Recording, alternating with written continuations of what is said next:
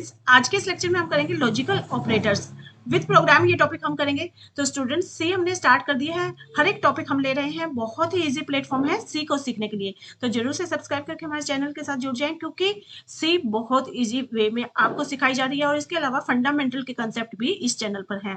Let's see logical operators. Welcome to G scholars computer classes. Logical operators ये होते हैं 3 types के: logical and, logical or and logical not. इसके अंदर हम मोर देन वन कंडीशंस देते हैं और वो सारी की सारी condition, if all conditions are true then answer is true. यानी आंसर अगर इंट में लिया है तो आंसर आएगा 1, लेकिन अदरवाइज अगर सारी की सारी कंडीशन ट्रू नहीं है तो आंसर आएगा इसका फॉल्स, मतलब 0। ठीक है, इसके अंदर सारी कंडीशंस ट्रू होनी चाहिए। ठीक है, इसमें भी हम मोर देन वन कंडीशन देते हैं, लेकिन इसमें कोई भी एनी वन कंडीशन अगर ट्रू है तो आंसर आएगा ट्रू, मतलब 1। और अदरवाइज जो है एक भी कंडीशन ट्रू नहीं है तो आंसर आएगा false, that is 0। This is logical not. ये अपोजिट कर देगा। सपोज हमने लॉजिकल नोट ए दिया है और ए के अंदर वैल्यू है सपोज 1, तो रिजल्ट आएगा 0। ठीक है, अपोजिट करेगा ये। अब देख लेते हैं with the help of program logical operators. ठीक है, सबसे पहले हम मेन फंक्शन से स्टार्ट करते हैं, क्योंकि कंपाइलर अपना काम यहीं से स्टार्ट करता है। हर एक फंक्शन की रिटर्न टाइप लिखनी होती है। अगर इसकी रिटर्न टाइप इंट है तो ये इंटीजर वैल्यू रिटर्न करेगा। अब हम जो है लॉजिकल ऑपरेटर का यूज करने के लिए सपोज 2 वैल्यूज ले लेते हैं। एक हमने ली इंट ए और इनको हम कोई वैल्यू असाइन कर देते हैं। सपोज इसको असाइन कर दी 16। दूसरी ली इंट बी और इसको असाइन कर दिया सपोज 5 या 6।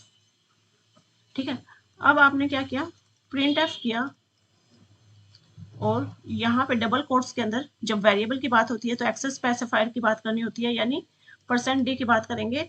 %d मतलब डिजिट। किसका %d किसका एक्सेस स्पेसिफायर है? इंट का।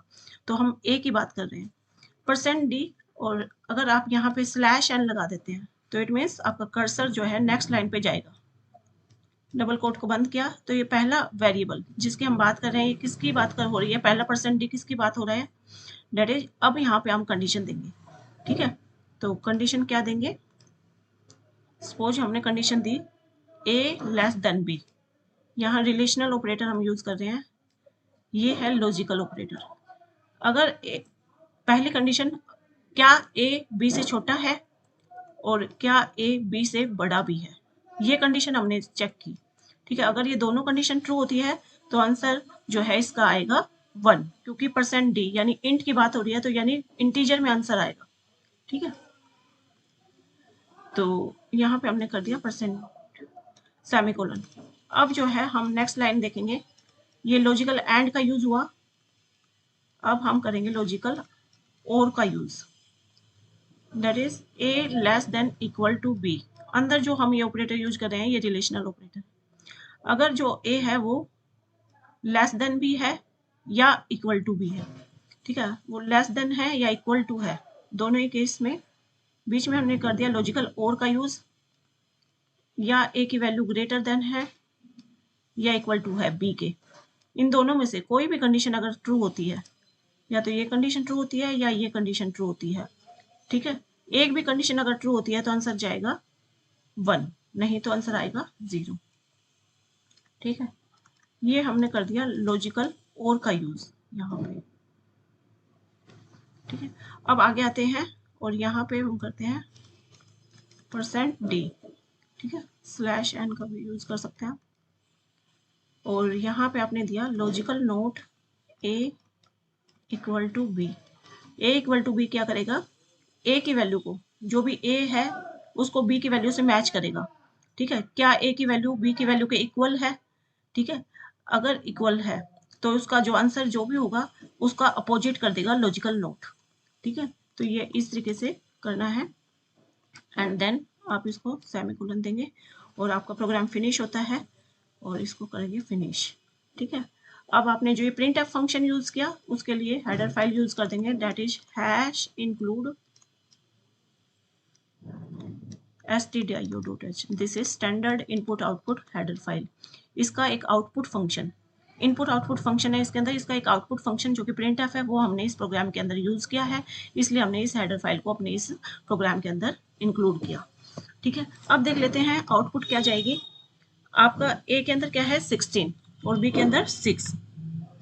तो कंडीशन हम देख रहे हैं क्या ए जो है वो बी से छोटा भी है और ए बी से बड़ा भी है, दोनों कंडीशन मैच नहीं कर रही, तो आंसर जाएगा इसमें 0। ठीक है, इसमें देखते हैं कोई एक कंडीशन मैच होनी चाहिए, ट्रू होनी चाहिए। तो A less than equal to B, ये वाली कंडीशन ट्रू नहीं है। A greater than equal to B, A greater than है बी से, ए बड़ा है बी से 16 है क्योंकि ए जो कि बी में 6 है, तो यानी ये वाली कंडीशन ट्रू है। तो ए कोई भी एक कंडीशन ट्रू होनी चाहिए, तो आंसर जाएगा 1। ठीक है, यहाँ पे क्या ए बी के इक्वल है, 16 इक्वल टू 6 नहीं है, तो यहाँ पे आंसर बीच में आएगा 0 और इसका हमने लगा दिया नोट। ठीक है, तो इसका 0 का नोट दैट इज 1, आंसर जाएगा 1।